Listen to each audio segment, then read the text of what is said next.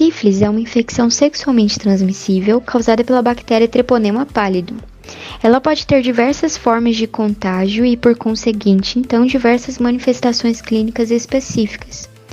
A sífilis ela pode ser classificada de acordo com sua forma de transmissão, sendo elas a sífilis adquirida, que é a sífilis adquirida por meio do contato sexual desprotegido ou por meio da transfusão sanguínea contaminada, e a sífilis gestacional ou congênita, que é o nosso foco de interesse nessa apresentação, que é a sífilis transmitida da mãe para o bebê quando esta não tratou ou não recebeu o tratamento correto da sífilis durante a gestação. Veremos melhor mais adiante sobre isso. Bom, então vemos que a sífilis congênita ela tem sido um problema real de saúde pública no país, visto que sua prevalência de 2 anos para cá foi de 1,01%, segundo cálculos utilizando as bases de dados do Ministério da Saúde. 1,01% parece ser pouco, não é? Mas temos alguns critérios para dizer se realmente essa porcentagem é pequena quando se referir a alguma condição de saúde da população. Primeiro, essa doença é incapacitante? Sim, a sífilis congênita causa essa incapacidade ou até a morte em bebês e crianças, como veremos a seguir. 2. Esse número de doença no país, quando analisado, reflete o quê? Reflete muitas vezes a falha do sistema de saúde em diagnosticar de forma precoce essas gestantes e oferecer o correto tratamento. 3. Qual é o peso dessa doença no Sistema Único de Saúde? Esses bebês com sífilis congênita precisam de cuidados intensivos e com tecnologias modernas por pelo menos longos anos de vida. Será que o Sistema Único de Saúde está preparado para atender essas crianças? Bom, essas são algumas das muitas perguntas que podemos fazer para analisar esse dado de prevalência da sífilis congênita no Brasil. Lembrando que o Brasil tem a meta de eliminação da sífilis congênita no país até 2030. Então, para isso, nós precisamos de mais políticas públicas e do apoio de profissionais de saúde, gestores de saúde e comunidade para chegarmos a esse resultado. Prevenção da sífilis adquirida e congênita. A prevenção da sífilis, tanto na forma adquirida quanto congênita, é fundamental para a saúde pública e individual. Como, por exemplo, a prevenção da sífilis adquirida, o uso consistente de preservativos, a camisinha masculina ou feminina é a forma mais eficaz de prevenir a transmissão da sífilis durante relações sexuais, pois ela cria uma barreira física que impede o contato com as lesões causadas pela bactéria. Limitação do número de parceiros sexuais, que é reduzir o número de parceiros sexuais, diminui o risco de exposição à infecção. Realização de testes regulares. Pessoas sexualmente ativas devem realizar testes regulares para detectar a sífilis e outras infecções sexualmente transmissíveis, que é a ISTs. Vacinação contra o HPV. Embora não proteja diretamente contra a sífilis, a vacina contra o HPV pode reduzir o risco de outras ISTs que aumentam a vulnerabilidade à infecção por sífilis. Prevenção das sífilis congênitas, como, por exemplo, testes pré-natal. Todas as gestantes devem realizar o teste para a sífilis durante o pré-natal, preferencialmente no primeiro trimestre. Tratamento adequado da gestante infectada. O tratamento precoce e adequado da sífilis na gestante com penicilina é fundamental para prevenir a transmissão para o bebê. Acompanhamento do parceiro sexual. O parceiro sexual da gestante infectada também deve ser testado e tratado se necessário.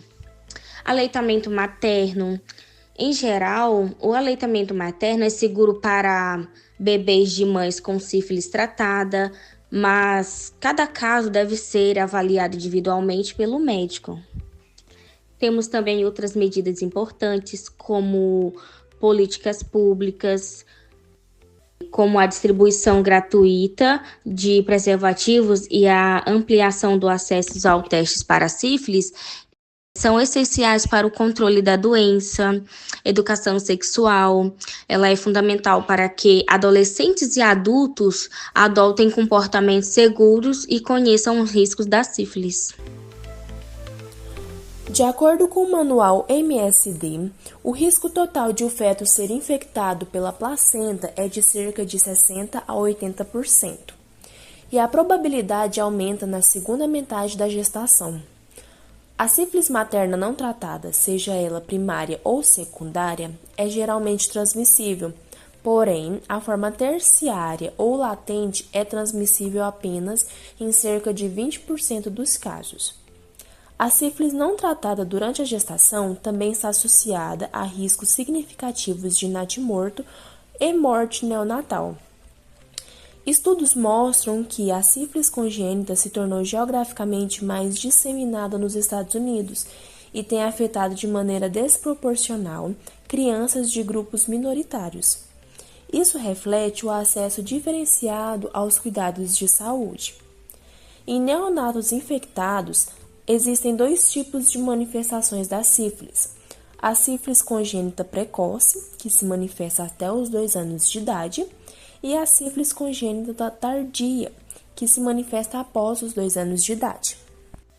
Outra forma de transmissão da sífilis é a transmissão vertical, ou seja, a transmissão da mãe para o filho ainda na gestação. Mesmo uma pessoa infectada, porém assintomática, pode estar transmitindo a doença sem ter o conhecimento, e com isso trazendo complicações ao seu bebê. Quadro clínico da sífilis congênita. Muitos pacientes são sintomáticos e a doença pode permanecer clinicamente silenciosa durante toda a vida.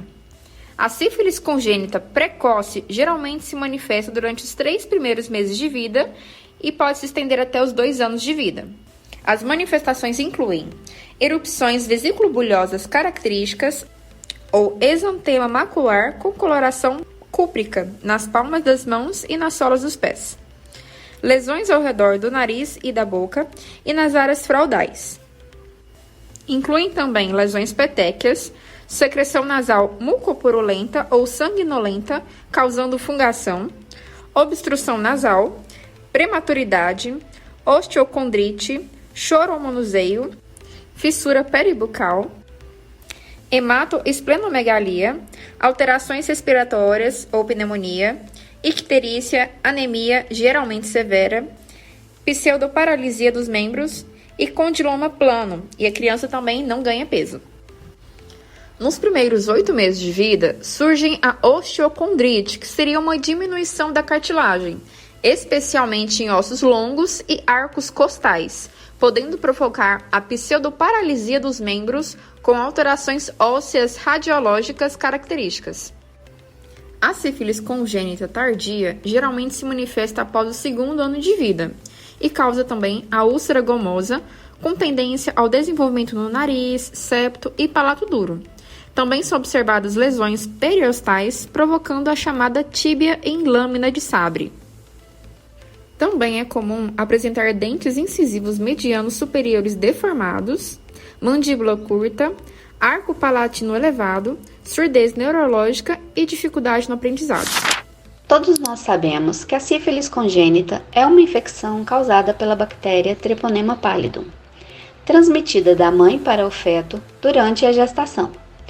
O diagnóstico precoce é fundamental para prevenir complicações graves.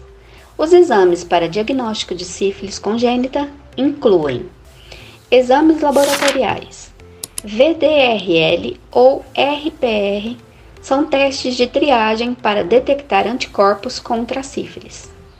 O TPHA ou FTA-ABS são testes confirmatórios. O PCR, reação em cadeia da polimerase, é para detecção do DNA da bactéria. E o exame do líquido cefalorraquidiano, LCR, pode ser necessário para avaliar a extensão da infecção no sistema nervoso central. Os exames de imagem, radiografia de ossos longos para detectar as alterações ósseas, características da sífilis congênita, ultrassonografia para avaliar o feto e detectar possíveis alterações, e a tomografia computadorizada ou ressonância magnética em casos selecionados. Outros exames incluem o exame físico, onde o médico avaliará o bebê em busca de sinais clínicos da doença, como lesões cutâneas, hepatoesplenomegalia, icterícia e outros exames. Exame de campo escuro examina a amostra de lesões para identificar diretamente a bactéria Treponema pálido. O histopatológico é uma análise de tecidos para confirmar o diagnóstico. Quando realizar os exames? No pré-natal, todas as gestantes devem realizar o teste VDRL no primeiro trimestre e no início do terceiro trimestre. Após o nascimento, bebês de mães com sífilis confirmada ou com resultado indeterminado devem ser testados.